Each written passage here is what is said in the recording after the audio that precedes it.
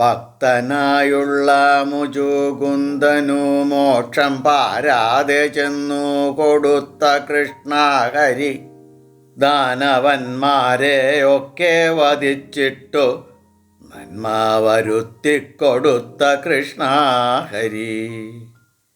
അങ്ങനെ പാണ്ഡവര് വാനപ്രസ്ഥം തുടങ്ങി.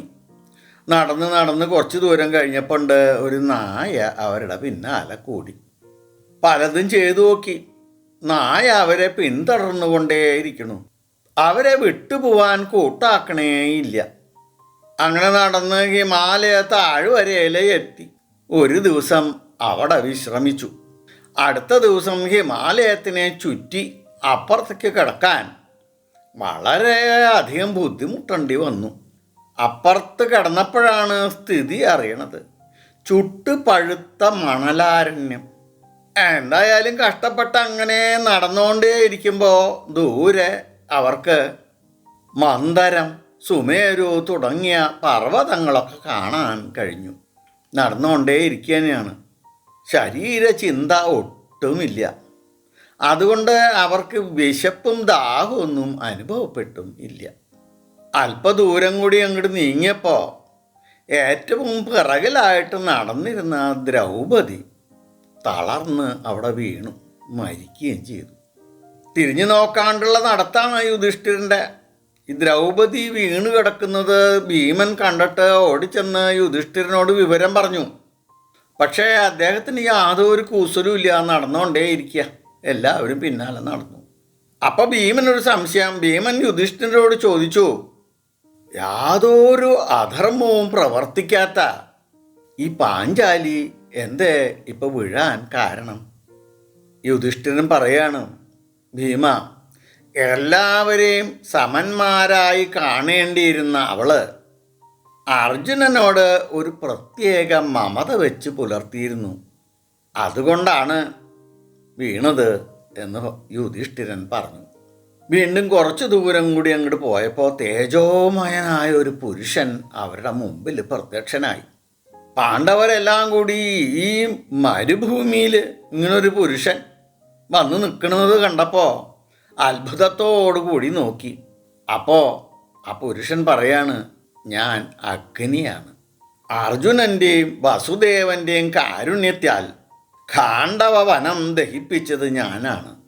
അന്ന് ഞാൻ സന്തോഷത്തോടു കൂടിയിട്ട് അർജുനന് ഒരു ഗാണ്ഡീവവും ശരമൊഴിയാത്തൊരാവനാഴിയും കൊടുക്കുകയുണ്ടായി. ഇനി അദ്ദേഹത്തിന് ആവശ്യപ്പെടില്ല. അത് ഞാൻ വരുണദേവൻ്റെ കയ്യിൽ നിന്ന് വാങ്ങിക്കൊടുത്തതാണ്. അത് അദ്ദേഹത്തിന് തന്നെ മടക്കി കൊടുക്കണം എന്ന് ഓർമ്മിപ്പിക്കാനാണ് ഞാനിപ്പോൾ ഇവിടെ പ്രത്യക്ഷനായിരിക്കുന്നത്.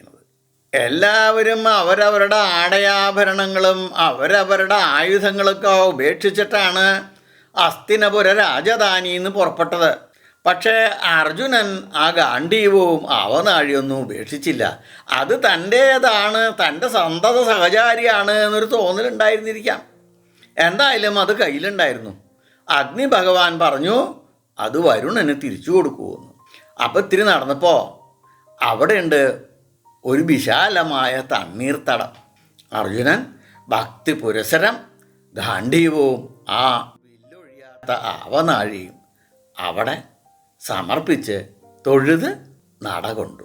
പിന്നീട് കുറച്ച് ദൂരം കൂടിയും പോയപ്പോൾ സഹദേവൻ മരിച്ചു വീണു. ഭീമൻ അതേ ചോദ്യം തന്നെ യുധിഷ്ഠിരനോട്. എന്തേ ഇപ്പം സഹദേവൻ വീഴാൻ കാരണം? തന്നെ പോലെ ശാസ്ത്രജ്ഞാനം വേറെ ആർക്കും ഇല്ല എന്നുള്ള അഹംഭാവം, അതാണ് അവനിപ്പോൾ വീഴാൻ കാരണം എന്ന് യുധിഷ്ഠിരൻ മറുപടി കൊടുത്തു. പിന്നീട് കുറച്ച് ദൂരം പോയപ്പോൾ നകുലൻ വീണു. അപ്പം അതെന്തേ കാരണം എന്നായി ഭീമസേനൻ്റെ ചോദ്യം. തന്നെ പോലെ ശരീര സൗന്ദര്യം മറ്റാർക്കും ഇല്ല എന്നുള്ള ശരീര അഭിമാനമാണ് നകുലനെ വീഴ്ത്തിയത് എന്ന് ധർമ്മപുത്രർ അപ്പം പറയണ്ടായി.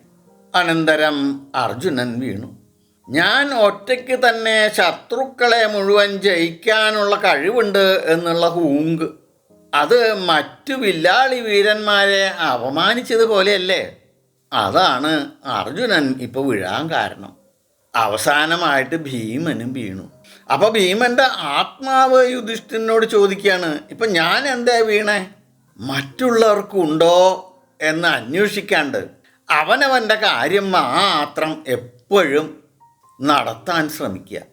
മറ്റുള്ളവരുണ്ടോ ഉറങ്ങിയോ എന്നൊന്നും അന്വേഷിക്കാണ്ട്, അവർക്ക് ഭക്ഷണമുണ്ടോ എന്നൊന്നും ചിന്തിക്കാണ്ട് അത് മുഴുവൻ എടുത്ത് ഭക്ഷിക്കുക. ഇതാണ് തനിക്ക് പറ്റിയ അബദ്ധം എന്നും പറഞ്ഞ് യുധിഷ്ഠിരൻ ഒറ്റയ്ക്കായി. പിന്നാലെ ആ നായയുണ്ട്. വീണ്ടും യുധിഷ്ഠിരൻ നടന്നുകൊണ്ടേയിരുന്നു. എല്ലാവർക്കും എപ്പോഴും ഭഗവാന്റെ എല്ലാ അനുഗ്രഹ ആശിസ്സുകളും ഉണ്ടാവണേന്ന് പ്രാർത്ഥിച്ചുകൊണ്ട് ലോക സമസ്ത സുഖിനോ ഭവന്തു.